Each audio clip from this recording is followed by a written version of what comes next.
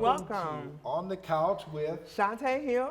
and I'm Johnell Allen Bay. So we have a great show, Yes. and I'm excited. Look at us, we got us a guest. Yes, we have Princess Lanclos who's joining us today. And Did you she's pronounce all it the way, Lanclos? Yes, Okay. Lanclos. and you're all the way from New Orleans. Yes, Lanclos. yes. Thank you No for problem. having me. Yeah. So tell us, who is Princess Lanclos? So I'm originally from the U.S. Virgin Islands.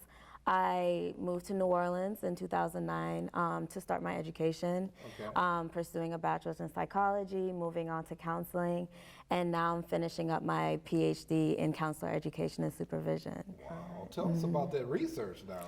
Yeah. Hey, I'm a numbers dude. And then because of your research, it ties into what our today's show is about. Right. It's more about the conversation of life after lockup. Right. Returning citizens. With returning citizens and incarceration. So tell us about the research that you're doing and how it relates to Yeah, that. definitely. Yeah, so when I'm not in school, I primarily work with a substance use agency. Okay. And so that was my introduction really with working with the incarcerated population. And so when I was doing groups within the jail, so focusing around life skills, having those discussions about what it looks like when you reintegrate into the community. And then after some of those individuals were released, doing some one-on-one individual counseling as well as case management services. So really addressing the housing needs and those basic needs that need to be met as well. So why is it important with the substance abuse and incarceration? What's that correlation? Could you mention that? Yeah, so substance abuse, so something that can be like a leading trigger into recidivism. Okay. And so it's really important to start addressing that. Whether they were using substances prior to incarceration, some people are still using while being incarcerated as well. And then really addressing it after incarceration, so what that looks like. And understanding that recovery is a journey, it's not really a destination. And so with that mentality, really addressing like what are those triggers, what support do they need, and what that looks like for them. Princess, you said recovery is a journey. And when you say that, my spirit was like, okay, this could be forever, right? When you say journey, we're not talking about something that's temporarily. I think of a long haul. So how does that tie in? And how do we get our minds wrapped around that it's a journey? Yeah, when we talk about journey, we have to really acknowledge that there are going to be triggers in different aspects in your life, whether it's through your relationships, it can be through your employment, any relationships, specifically focusing on those friends and family members that you relied on either prior to incarceration or during your incarceration, and understanding what are those boundaries that you need, because when you are going through recovery, it's something that you're going to constantly be battling. Okay. You know, it's not just a one and done, there's a magic pill, you're never going to want to use any kind of substance again. You're going to want to be in those social environments as well, and so Okay. acknowledging, you know, what strengths, what supports do you need in those moments as well. Okay, so I hear you say that you're going to need something. What do you replace with it? You know, let's just say I have a habit, and I want to stop that habit. What do I put in place? What do you what advice can you give us to put in place in order? Because you got to have something in place. Right. You know, let's use logic here. You know, you can't do something and stop it without replacing it with something. What do we replace it with? So that's when we start talking about whether you need medicated assisted treatment. Okay. But also this is where counseling and therapy come hand in hand, you know, and we start talking about, so not only were we talking about the triggers, but we start acknowledging, okay, like what led to this habit? Like what is going on mentally, what is going on physically? Because when you're talking about counseling, you want to address the whole person, all aspects of that person holistically. And so when you're taking a look at that bigger picture, you're able to really address like what is leading to that substance use and what can prevent you as we continue to move through that journey. So we get to the source. Right. In some cases, it Yeah. goes back to people self-medicating for a reason. Yes. You don't start using drugs just because you Right. want to use drugs, Right. right? So it's always because of a reason. So, Princess, we want to hear more about the work that you're doing Definitely. and how it can relate to the Black Lives Matter movement when we come back from our break. Okay, sounds good. Thank you. Thank you.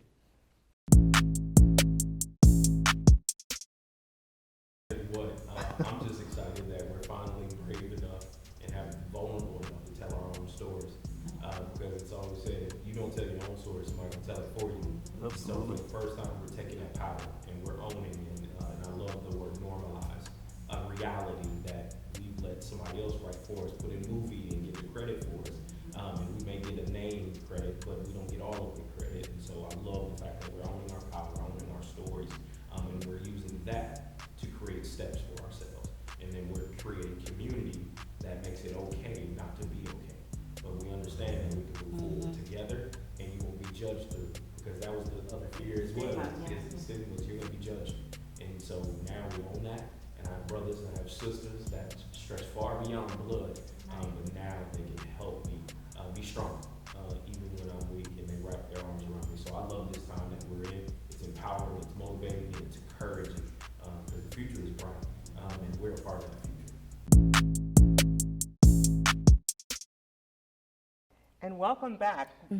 Join with us today. We have Princess Lanclos, and we're talking about returning citizens, substance abuse, how that correlates.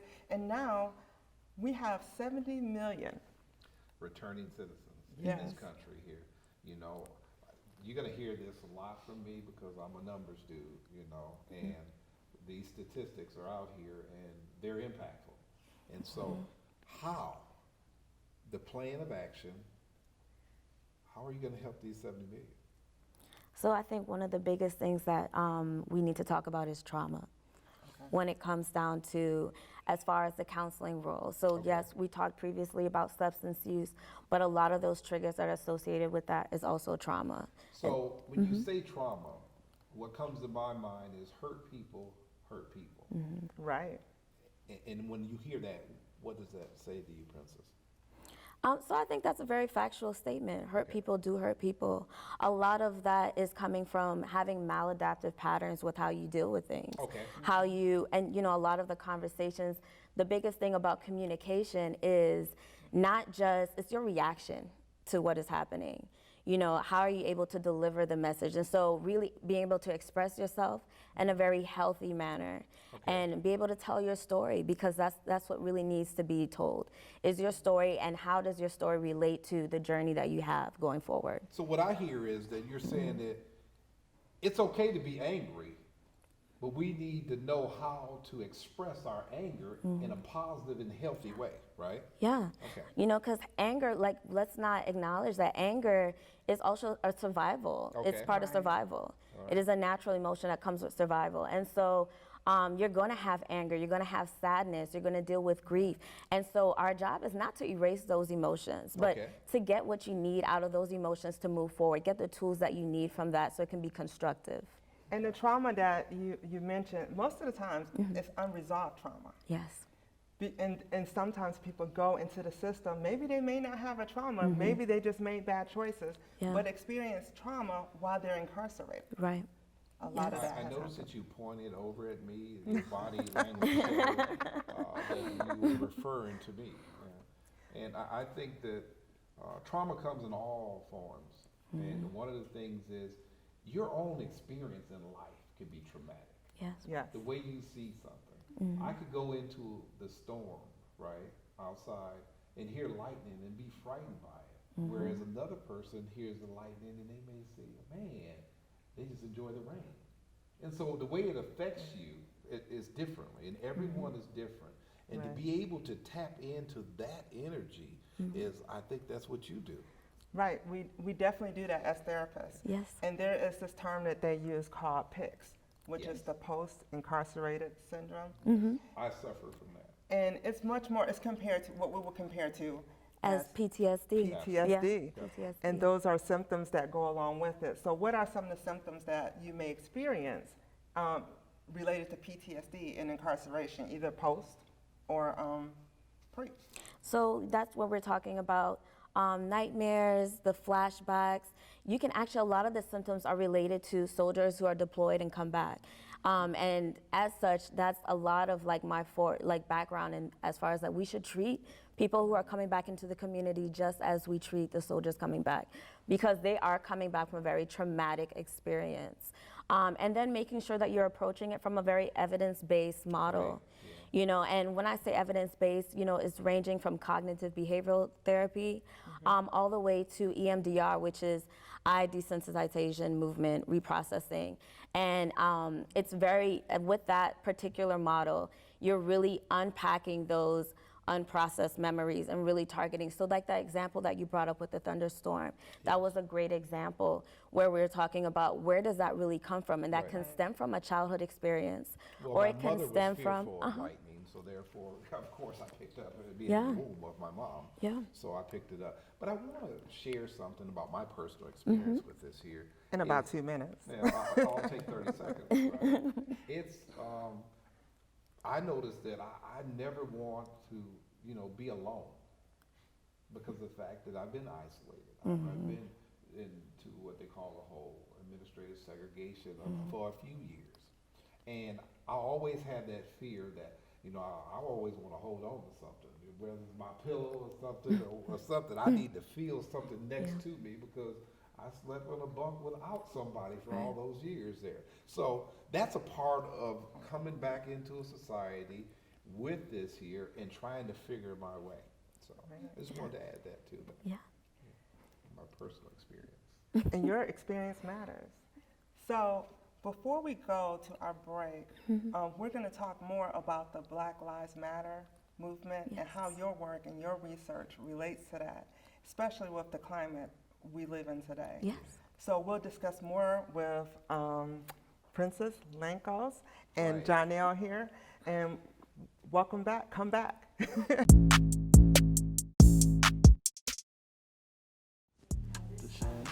I so enjoy all of these conversations because they resonate with me so much. When we think about trauma, and in our community, therapy is not a thing. I'm thankful to know what EMDR is. I've experienced it, and it's been so powerful. And I just think about, as an entrepreneur, and as a Black woman, and as a woman who has to worry about her Black husband and her Black son, what we're trying to instill there and the patterns that we're breaking. We are a family that goes to therapy together, right? Yes. And all the curses that we're trying to break, right? And to really embark on the conversation collectively. Because, you know, sometimes these are conversations we have individually, but it has been really brilliant to have such brilliant entrepreneurial minds talking about the holistic view.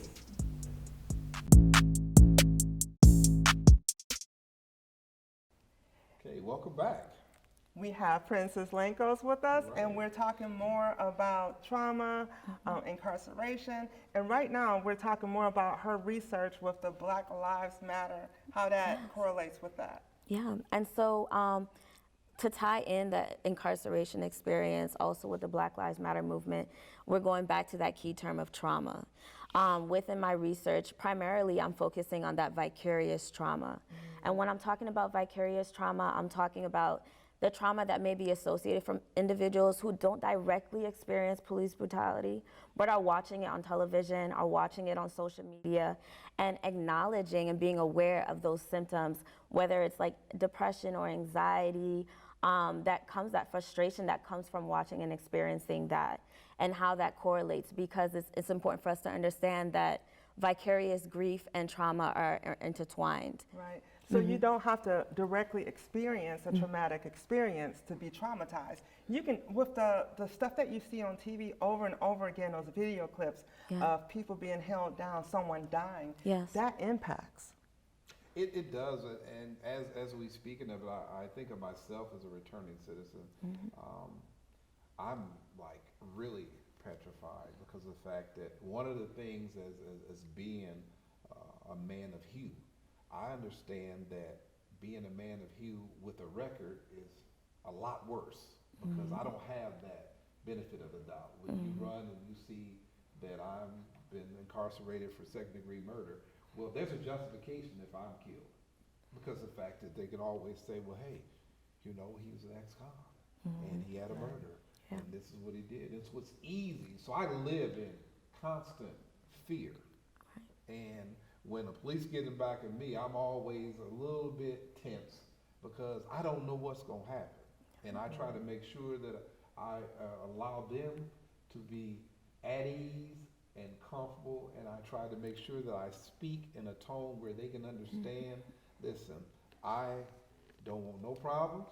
Right. I need you to relax because I need you to know that I'm afraid of this process, but I'm going to do everything possible to survive this.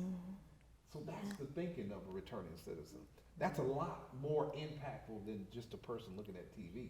Because we got something that really is at stake and can be used against us. And what do you say when I tell you that, Princess? Yeah, so that I would say that increased awareness and fear, that term is hypervigilance. That's another one of the symptoms that is in the DSM-5 for PTSD. And to know that you're experiencing that not only from the perspective of being someone who was previously incarcerated, but also being a person of color, a man. Yes. And so knowing that experience and having to take those extra steps, and imagine going through that, but having parents having to talk their children through that experience as Right. well. And they haven't even been incarcerated, but they have the higher percentage of being incarcerated just because of the color of their skin or just because they're male. So Princess, tell us more about the work that you do in your private practice. Yeah, so my private practice, Compassionate Care Counseling Center. Okay. So I see individuals, couples, and some families, primarily around trauma, Okay. some anxiety and depression, but I will say there has been an increase in clients who want to talk about the Black Lives Matter movement and how that is not just affecting them in their personal life, but how it's overflowing into the professional life Wow. and dealing with that as far as Yeah. dealing with their employers Okay. if they're not of color. And so dealing with that, also dealing with family members who have a difference in opinion with how to handle it. Right. And so you have that, you know, members of the family who want to be very, don't give into the system. Okay. You don't have to, you'd be submissive. You don't have to, you know, give into that. But then also you have members that are just like, just follow the rules. So you Right. don't have to deal with that, you know? And so there's this clash as Right. well. But all in all, just overall, this unity around Black Lives Matter, I think is very inspiring. And I think we just have to keep that momentum going. Okay. Should we be talking to our children about this? Yes. Okay. Yes, it's the reality of the world that we're living in. It's more so coming from the philosophy of just being prepared. I'm so, when we say that, you know, I have mixed feelings because of the fact that children can sense fear. And if I'm a parent and my children sense a fear and anxiety in me, they pick up the same thing. And so do I want my children fearful? How do I seek counseling to try to help all of us through this process? Because, I mean, as a parent, we want to do the right thing. But everything tells us that our children feed off our energy. Our fears, guess what? They become their fears. Right. And so I want to be able to implement something that can help the family be able to go through a traumatic and not be so caught up where we got a second and third generation of fear. Right. And I think a large part of that is normalizing Okay. mental health. Yeah. Normalizing conversations about mental health. Okay. The symptoms that are associated with that, normalizing the conversation about therapy as well. Okay. So Princess, do you have a website that our viewers can contact you if they have any questions? You can definitely go to www.compassionatecarecounselingcenter.com. Thank you for joining us. Princess, it's been real. It's been real. Listen, you've helped me, you know, on the couch. I'm supposed to be helping you or interviewing you, and you've taken this and you've got me on something. Thank you so much. I Thank you for appreciate having me. Thank It was you. a pleasure. so much. And thank you for joining us for another episode of On the Couch with Shuntai. And Johnell Allen. Until next time, peace.